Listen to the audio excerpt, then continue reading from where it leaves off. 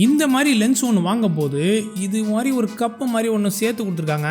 இது எதுக்கு? இது பேர் லென்ஸ் ஹூட். இந்த லென்ஸ் ஹூட் நான் எதுக்கு யூஸ் பண்ணணும், எப்படி யூஸ் பண்ணணும், எல்லா நேரத்திலும் யூஸ் பண்ணணுமா இல்லை சில இடங்களில் யூஸ் பண்ண தேவையில்லையா? சும்மா வளவலன்னு பேசாமல் இப்படி இருக்கிற சின்ன சின்ன கேள்வியை இன்னைக்கு தெளிவாக பார்க்கலாம் வாங்க. Hey what's up guys, welcome back to Mirrorme Studio. நான் திலீப் ராமகிருஷ்ணன். இன்னைக்கு இந்த லென்ஸ் ஹூட் பற்றி பார்த்துட்டு இருக்கோம். இந்த மாதிரி சின்ன 50mm லென்ஸாக இருந்தாலும் சரி, பெருசாக 70 to 200mm லென்ஸாக இருந்தாலும் சரி, எல்லாத்துக்குமே பார்த்தீங்கன்னா சில லென்ஸுக்கு இந்த லென்ஸ் ஹூட் அவங்க லென்ஸோட சேர்த்து தராங்க. சில லென்ஸ் மேனுஃபேக்சர்ஸ் சேர்த்து தரது கிடையாது, நம்ம செப்பரேட்டாக வாங்கிக்கணும்.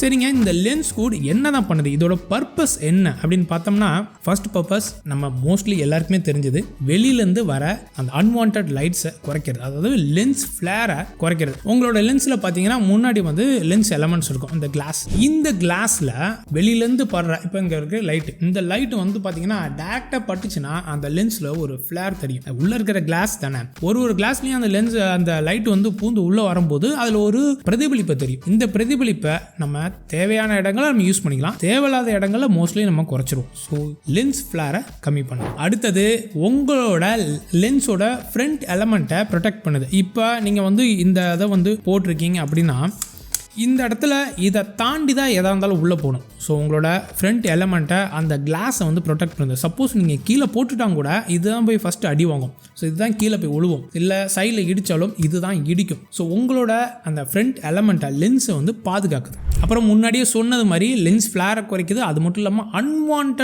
லைட்டை குறைக்குது. நீங்கள் ஒரு சப்ஜெக்டை ஃபோட்டோ எடுத்துகிட்டு இருக்கீங்க, அந்த சப்ஜெக்ட்டுக்கு ஆஃப் சைட்லேருந்து தேவையில்லாத வெளிச்சம் உங்கள் லென்ஸை நோக்கி வருது அப்படின்னா அந்த வெளிச்சத்தை இது குறைச்சிரும். ஸோ இந்த மாதிரி முன்னாடிக்கு குதிரைக்கு கடிவாளம் கட்டினது மாதிரி தேவையில்லாததை பார்க்கக்கூடாது, தேவையானதை லைட்டு மட்டும் அது பார்க்கணும். தேவையில்லாத சைட்லேருந்து வர அந்த ஃப்ளேர், அதாவது அன்வான்ட் லைட்ஸை பிளாக் பண்ணும். ஸோ அது மட்டும் இல்லாமல் இந்த லென்ஸ் ஹூட் போட்டிருக்கிறதுனால இந்த அன்வான்ட் லைட்ஸை பிளாக் பண்ணுறதுனால, அதாவது இந்த லென்ஸ் ஃப்ளேரை வராமல் தடுக்கிறதுனால உங்கள் பிக்சரில், அதாவது நீங்கள் எடுக்கிற அந்த ஃபோட்டோகிராஃபியில் கான்ட்ராஸ்டையும் சேச்சுரேஷன்ஸையும் நல்லா பூஸ்ட் பண்ணி பர்ஃபெக்ட் பிக்சராக கொடுக்கும். இப்போ சும்மா ஜஸ்ட் ஒரு 50mm இந்த லென்ஸை போட்டு வெளியில் ஒரு ஃபோட்டோ எடுத்தோம். அதில் நீங்கள் பார்த்தீங்கன்னா தெரியும், without lens hood, with lens hood, அந்த ரெண்டு படத்தையும் பக்கத்தில் வச்சு பார்த்தீங்கன்னா தெரியும். அந்த கான்ட்ராஸ்ட், அந்த ஃப்ளேர் இல்லாதனால உங்களுக்கு அந்த பூஸ்ட் பண்ணி கொடுத்துருக்கிறது அருமையாக நீங்கள் பார்க்கலாம். அடுத்தது types of lens hood. Lens hood பார்த்தீங்கன்னா சிலது பார்த்தீங்கன்னா இந்த மாதிரி ஃப்ளவர் டைப், அதாவது இது பேர் பெட்டல் டைப்னு சொல்லுவாங்க. இந்த மாதிரி பெட்டல் டைப்லையும் வரும், இந்த மாதிரி சிலிண்ட்ரிக்கல் ஹூடும் வரும். ஸோ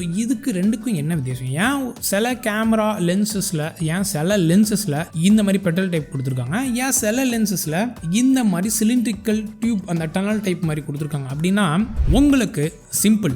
அல்ட்ரா வைட் லென்சஸ்லேருந்து உங்களுக்கு இந்த கிட் லென்ஸில், அதாவது வைட் ஆங்கிள் லென்சஸ்லாம் பார்த்தீங்கன்னா அந்த ஆங்கிள் ஆஃப் வியூ இப்படி இருக்கும். ஸோ சைடில் உள்ள விஷயம் கூட தெரியும். அந்த ஃபிஷ் ஐ லென்சஸ்லாம் பார்த்துருப்பீங்களா, நம்ம வீட்டு கதவுல டோர்லலாம் வச்சுருப்பாங்க, அதெல்லாம் அல்ட்ரா வைட் ஆங்கிள் மாதிரி. ஸோ உங்கள் சைடில் இருக்கிறதும் கூட தெரியும். ஸோ அதனால் நீங்கள் லென்ஸில் இது மாதிரி போட்டுட்டீங்க, இப்போ இந்த மாதிரி சைடில் இந்த மாதிரி இருக்குதுன்னு வச்சிங்களேன், அப்போ என்ன ஒன்றா அந்த சைடில் இது மறைக்கும். ஸோ இந்த இடமும் உங்களுக்கு அந்த ஃபீல்ட் ஆஃப் வியூவில் தெரிய ஆரம்பிச்சிடும். ஸோ அதனால தான் இந்த பெட்டல் டைப், இந்த ஃப்ளார் டைப் கொடுத்துருக்காங்க.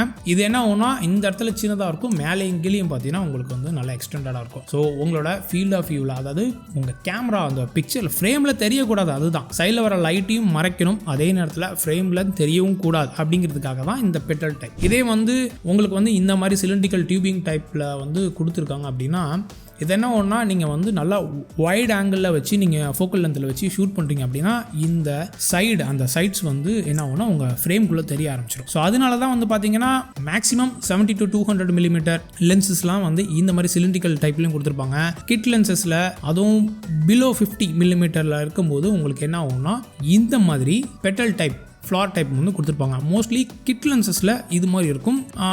டெலிஃபோட்டோவில் மிட் ரேஞ்சிலேருந்து டெலிஃபோட்டோ, சூப்பர் டெலிஃபோட்டோவில் வரைக்கும்லாம் இந்த மாதிரி சிலிண்ட்ரிக்கல் டைப்பில் இருக்கும். ஸோ எப்போல்லாம் இந்த லென்ஸ் கூட யூஸ் பண்ணுறது, வென் டு யூஸ் அப்படின்னு நம்ம கேட்க போனோம்னா, உங்களுக்கு நல்ல ஒரு முன்னாடியே சொன்ன மாதிரி தான், உங்களுக்கு பிரைட் லைட் சோர்ஸ் உங்கள் சப்ஜெக்ட்டுக்கு பக்கத்துலேருந்தே வருது.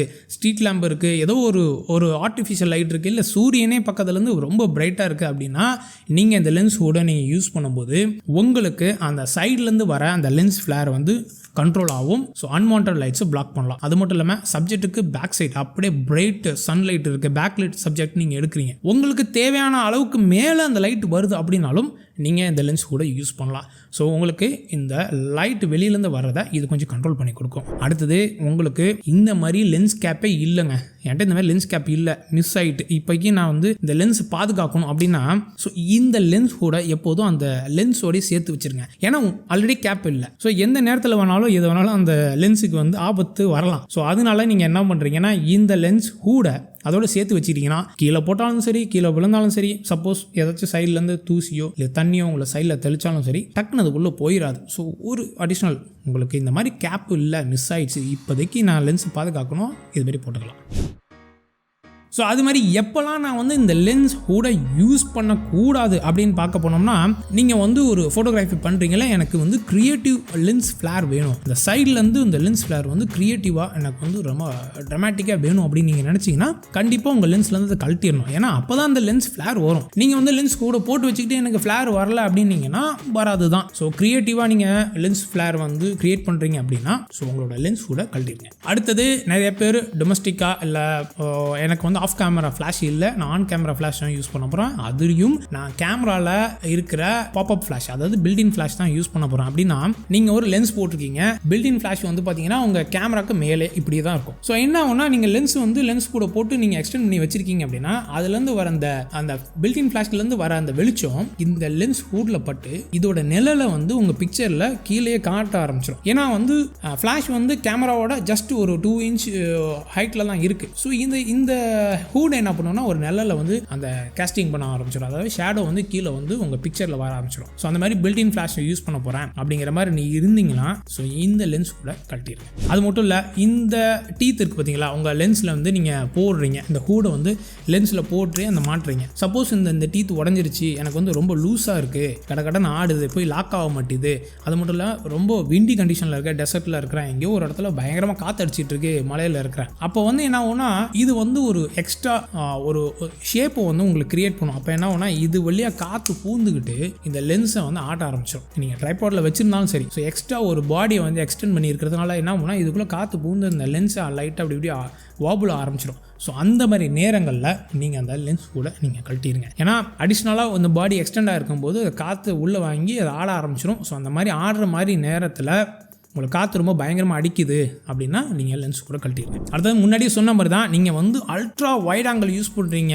18 மில்லிமீட்டர் கீழே வந்துட்டீங்க, 24 மில்லிமீட்டர் 16 மில்லிமீட்டர் அந்த மாதிரி வந்திருக்கும் போது நீங்கள் என்ன பண்ணுறீங்க, நீங்கள் எப்பேற்பட்ட லென்ஸ் கூடலாம் வச்சுருந்தாலும் சில நேரங்களில் அந்த சைடில் வந்து அந்த லென்ஸ் கூட தெரிய ஆரம்பிச்சிடும். ஸோ அந்த மாதிரி நீங்கள் வந்து நல்லா வந்து ஒரு வைட் ஆங்கிள் எல்லாரையும் கவர் பண்ணுறீங்க, இல்லை ஒரு ஆர்கிடெக்ட் எடுக்கிறீங்க, ஒரு லேண்ட்ஸ்கேப் எடுக்கிறீங்க, அந்த இடத்துல வந்து எனக்கு வந்து ஃப்ளேர் வரல, பட் இருந்தாலும் லென்ஸ் கூட இருக்குதுன்னு வச்சுருக்கேன் அப்படின்னு நீங்கள் நினச்சிட்டு இருக்கீங்க. பட் உங்களோட ஃபைனல் இமேஜில் அந்த லென்ஸ் கூட சைடில் தெரிய ஆரம்பிச்சிருச்சு அப்படின்னா அந்த மாதிரி நேரங்களில் நீங்கள் லென்ஸ் கூட கழட்டிடுங்க. அதாவது ஃப்ளேரும் இல்லை, எதுவும் இல்லை, பேக் லைட் சப்ஜெக்ட்டும் இல்லை அப்படிங்கிற மாதிரி நேரத்தில் நீங்கள் லென்ஸ் அந்த ஹூடை கழட்டி வைக்கிறது தான் நல்லது. இந்த மாதிரி நேரங்களில் லென்ஸ் ஹூடு யூஸ் பண்ணாமல் இருக்கிறது நல்லது. ஸோ ஒரு சின்ன விஷயம் தான் பார்த்தோம், ஒரு சின்ன டப்பா பிளாஸ்டிக்கு. இது வந்து பார்த்தீங்கன்னா சில மேனுஃபேக்சர்ஸ் வந்து லென்ஸோடு சேர்த்து கொடுக்குறாங்க, சில பேர் கொடுக்கறது கிடையாது. ஸோ அந்த மாதிரி கொடுக்காமல் இருக்கும்போது நான் வந்து இப்போ சப்போஸ் கேனானோ நிக்கான் லென்ஸோ சோனி லென்ஸோ வச்சுருக்கேன், எனக்கு லென்ஸ் கூட இல்லை, அதோட வரல அப்படின்னா நீங்கள் போயிட்டு திரும்பி அதே பிராண்டில் நீங்கள் வாங்க போனீங்கன்னா உங்களுக்கு ஏகப்பட்ட காசு வரும். ஸோ ஒரு ஜஸ்ட் ஒரு பிளாஸ்டிக் தான்,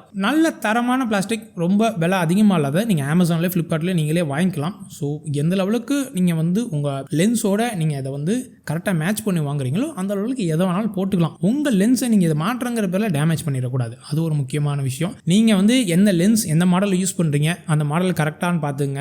உங்களுக்கு வந்து அந்த சைஸ் என்னன்னு பார்த்துக்கணும். ஒரு லென்ஸுக்கும் வந்து பார்த்தீங்கன்னா கரெக்டான ஹூட் சைஸ் வந்து அதிலே கொடுத்துருப்பாங்க.